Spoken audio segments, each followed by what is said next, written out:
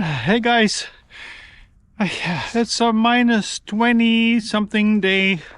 It snowed all day yesterday, and if I stare at it enough, then I can even see some precipitation right now, but it's very little. It'd be like a light drizzle, if that. But I shoveled everything here. We don't have to go anywhere today. It's a Sunday. So hey guys, I'm working on a video that was recorded, most of it was recorded about two and a half months ago, when we were still struggling with, well, I wouldn't call it that, when we still had heat waves. It was warm, it was hot.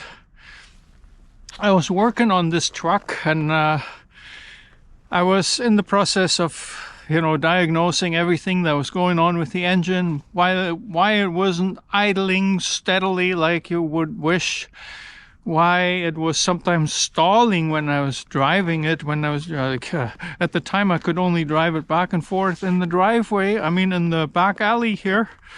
Didn't have plates on it yet, but the goal was to get this engine running just perfectly, and I haven't shown you much of this, and I'm just going through this footage right now, and I noticed that there's some things that are not complete about it.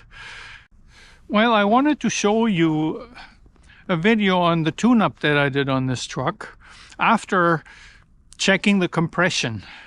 I had in my last video, I had like a problem with low compression on 2 cylinders. If you don't remember this, there's a video about this, and at the end of it I thought I had it linked, but I hadn't reconfirmed it by rechecking the compression. So I'll show you what happened in this one and then how it went on from there.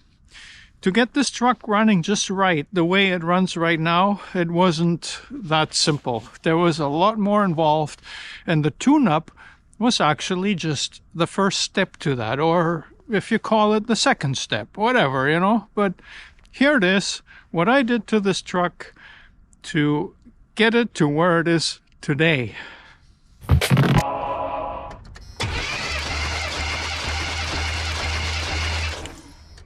There, 175, so that cylinder got totally repaired. So that was the first one that was giving me trouble the other day. So the compression is restored on that one. Now I'm just going to recheck cylinder number 8 to see if anything changed at all. I didn't really do much with that one, but the engine is cold right now. So, I don't expect it to be like super high, but we'll see.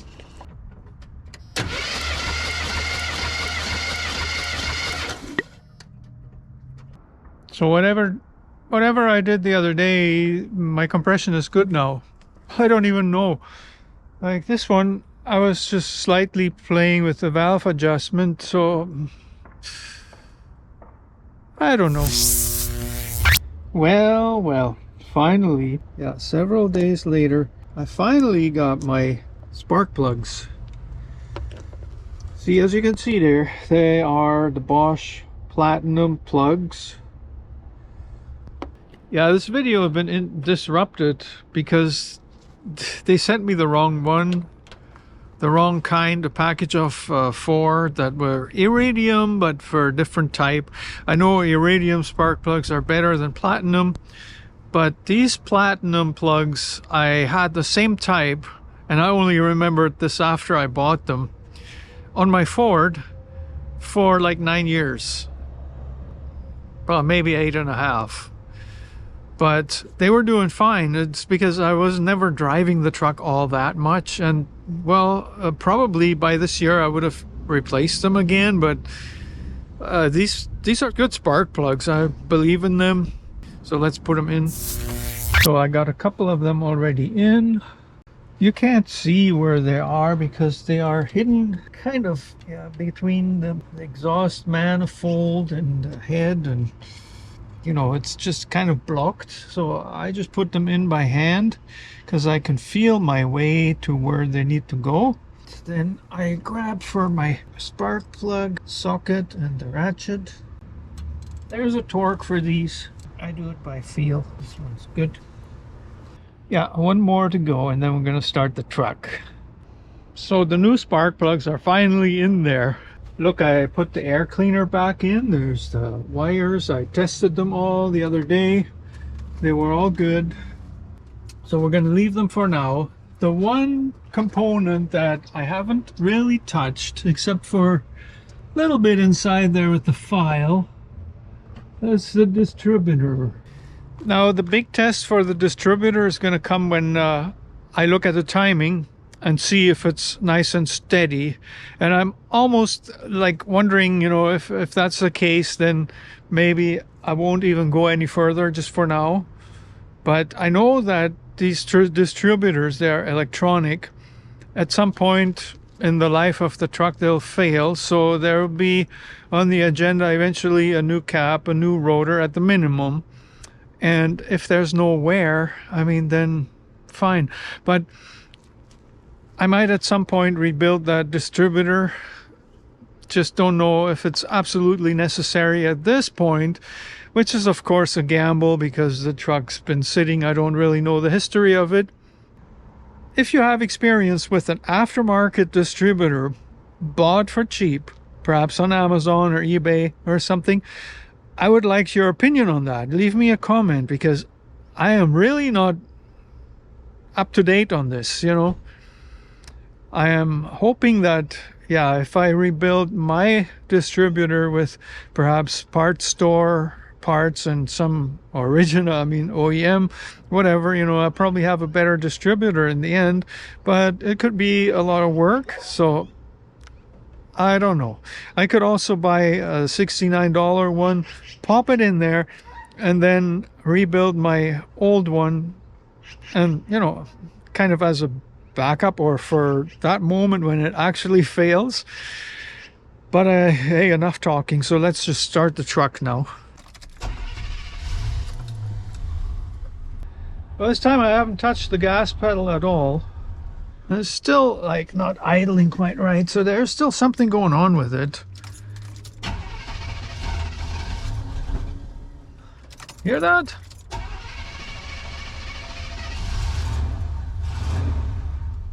It does seem to run smoother than it was. Let's go under the hood and listen.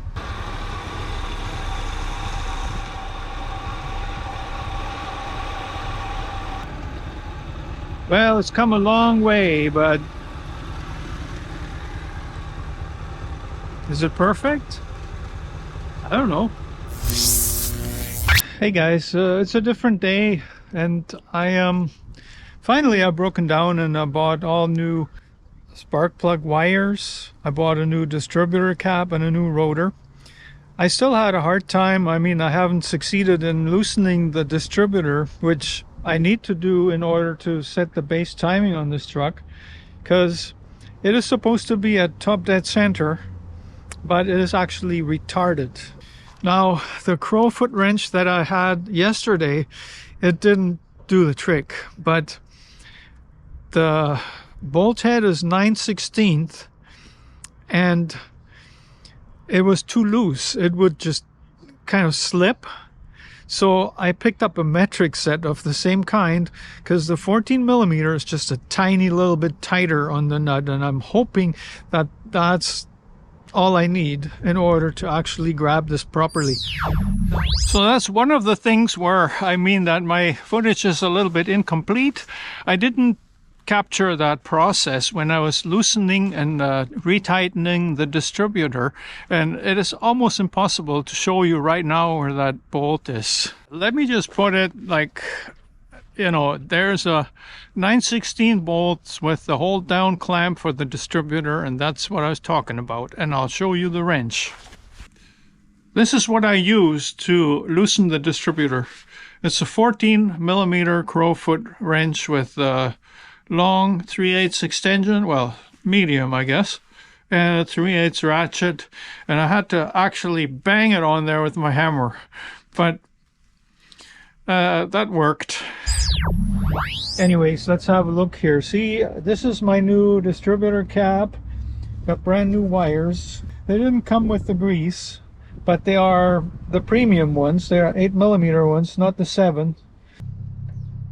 So the one thing I really like about my old spark plug wires is that they all have a number on them. Now the new ones don't, but I went ahead and I marked all the positions on the cap. So now I got to find the corresponding wires, and I'm going to mark them too. So I have to go one wire at a time to find their correct location. I consider it important to put a little bit of dielectric grease in the boot, and I do each wire one at a time, making sure they're all the right length. To make my life easier later on, I mark it on the boot. This one goes on the spark plug.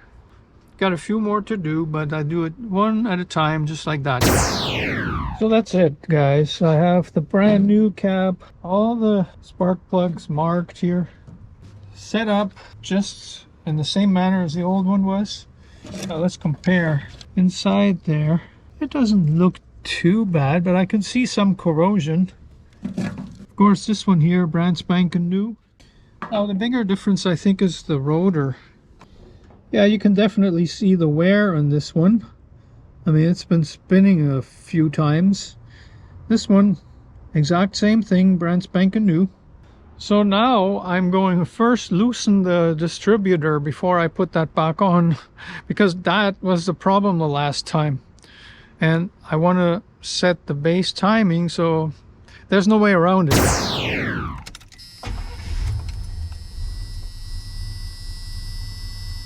So guys, I think I can consider the tune-up of this truck done. Last night, kind of late, I was adjusting the base timing finally, after having a little bit of a struggle loosening the distributor clamp bolt. But I finally got it off thanks to a crowfoot wrench that was 14mm instead of 9/16. The 9/16 ones would just spin at around the head, so I had to return that whole set. Got a 14mm one, and I actually had to kind of bang it on there so that it wouldn't slip, or that it would even go on, and it didn't slip. Loosened the distributor, and finally it's at top dead center. That's what the spec says, with the wire underneath the, you know, that cover there. There's a tan and black wire that you have to unplug in order to set your base timing. And now this thing is purring like a kitten. Also got new spark plug wires, a new distributor cap, and new rotor, all that. And of course the Bosch Platinum spark plugs. Have a look at the engine.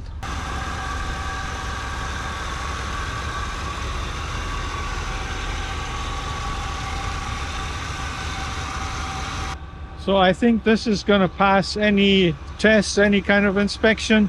I'm happy about it. So guys, I am very glad that now, 2 months later, the truck is in running order. I have no problems with it. I can use it for work whenever I need to. But after what I did for that tune-up, it wasn't quite done.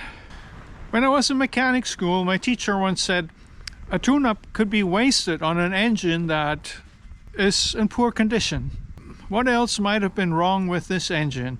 I can tell you that the truck was running a whole lot better than when I started, but there was still something bothering me. And I think about it. I did compression tests twice, and one time cylinder number 8 had a really low compression, like 130 or something like that. The next time around it was up to 175. What could possibly cause an inconsistent compression like that? You leave me a comment if you can think of something. And in the next video that's in this series, you will find out exactly what it was. And if you haven't subscribed to my channel, then do it now, because that way you won't miss it. and I will see you very soon in another video.